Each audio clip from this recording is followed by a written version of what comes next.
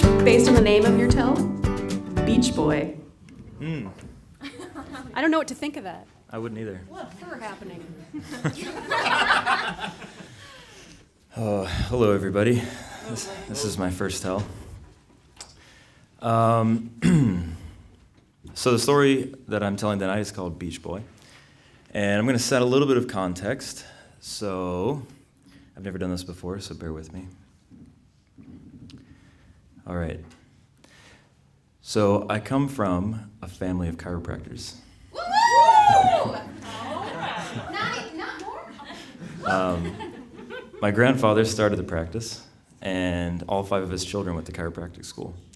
So when they graduated, they had this big family, reunion at the university, and they're all still practicing. Well, one of them didn't; he ended up doing something else. But they're all together. So I kind of grew up in this family of different. I don't know. It was really fun. So then everyone looks at our generation, and I'm the oldest of all my cousins and all my siblings of 20 people. So they're kind of figuring out who's going to be the next chiropractor. Well, turns out none of us are. Yeah, there's a couple. But I ended up going, and I'm a computer guy, so that's what I ended up doing. But my dad, he was the oldest of his siblings, and growing up, he was always kind of the wild one, going on adventures. And so when I was in 3rd grade, I was 9. My sister was 6, and my brother was 3, actually 2, turning 3. And he packed up the van. I mean, this is we live in a town of 25,000. And he grew up on a farm in a town of 1,000, 20 people graduating in his class. So he was the city slicker. He lived in the big city, right? And so we're from Cincinnati, and so they don't know what to think of us because that's a huge city. But my dad packed up the whole family and moved down to Brazil to be the 7th chiropractor in the country. And he helped open up a school down there and just work to build this alternative medicine system. And we were down there for a year, and it was just ridiculous. It was crazy. It was right before Brazil is now kind of an economic powerhouse. Well, there's a lot of stuff going on. But this was 1990. This would have been 1994. No, 1992, sorry. There's a couple ones. But in 1992, Brazil had just switched over to a currency based on the dollar. So the economy was completely screwed. Everything was messed up. No services were running. You had no idea what was going to happen. There was just I remember there were 2 stoplights in the town. One of them was always on red all the time, and the other one was always flashing. And that was the great thing. They were cool, we got 2 stoplights. This is great. And there, all the cars were from pre-dictatorship and all this crazy stuff. So I'm this 9-year-old coming of age, trying to figure out what's going on with the world. And everything I thought I figured out is completely messed up. Nothing makes sense. Everyone's making fun of me for being the weird kid from that doesn't speak Portuguese yet. But I'm the oldest too, so I'm also kind of responsible for my siblings. And weird stuff happened. We got a house broken into, and they stole all of my dad's music except for Pink Floyd, and he thought that was so offensive. What?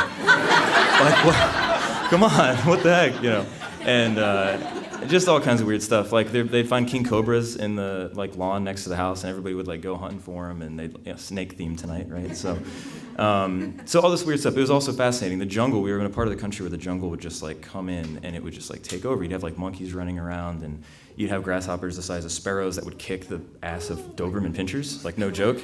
The things they use to make noise are an 1-inch-long barb, and they would just beat up dogs. It's crazy. So anyway, this is the context. It's this wild, uneconomically feasible, crazy thing. And I'm 9 years old just running around trying not to my parents are figuring out all work stuff. So one day we go down to the beach. And meanwhile, my brother, he has no idea what to think. He's mixing his English and his Portuguese, saying mice rice all the time, which is mice is more, rice is English. Mice rice, give me more rice. And he's naked half the time, taking dumps in the gardens. Literally, all of our cultural and all of our normality is completely screwed up. And so we're on the beach, and I'm just kind of hanging out and making these little sand castles where you can fill a hole and then you get sand and you make all these little, they're called drip castles. And it was super cool. And as is everything else, nothing works. This is pre-internet, so even the fact that you understand where you're at, relative to other things, is kind of amazing. And there's no services. The police are all bought off, and half of them are military police, and they have guns, and you just don't really talk to anyone about anything. So we're down there on this beach, and I'm just hanging out, making this sandcastle. And my mom comes up to me, and she's like, "Hey, hey, have you seen Braden?" Braden's my 2-year-old brother. I'm like, no, I think I saw him down at the river, or down by the beach. This is a packed beach, right? Thousands and thousands of people. No, I haven't seen him. All right, cool, just checking. I keep making my sandcastle. About 20 minutes later, my mom comes back by. All right, seriously, have you seen Braden? When was the last time that you saw him? And this was immediately the time in which my kind of instincts kind of pop in, just like, no, but now I'm concerned as to why you're asking me this, right? Turns out nobody had seen my 2-year-old brother in about 25 minutes. And this is a terrifying situation because there is no one you can talk to. There is no place you can call. People just get swallowed up and you'll never see them again. It's terrifying, especially being someone from another country that can hardly speak the language and you're just trying to figure out what's going on. So we start searching everywhere. Me being 8 or 9 years old, just doing my best, like kind of running around. And it was me and my brother, well, who's missing, my sister. And so there, my sister's sick. She's not doing much. She has no idea really what's going on. And it's my mom, my dad, and our friend who's with us. So I just remember looking everywhere, just like this slowly creeping terror is starting to come across me. Like, I've never considered the fact that I would never see my younger brother again. Like, this is probably the scariest thing that I have ever dealt with in my entire life. So I start running around like, hey, Braden, haha, game, funny, where are you? And so I just remember this moment where about 15 minutes in, where it's like this insurmountable task that you're trying to do is find this little 2-year-old that is like lost in the swath of people.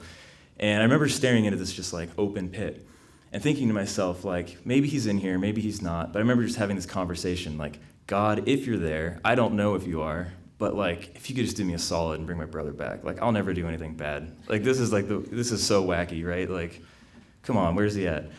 So we run around, frantic, and then in about 10 minutes later, we get a note from our friend that my brother was found, and he was 2 miles down the beach. He had become enthralled by a kite seller and just started walking. So our friend, of all possible scenarios to do, she was like, well, he's not here. I'm just going to go that way. And she started walking, looking at all the people on the beach, and ended up seeing this random little dude in a Speedo just like following a guy in a kite.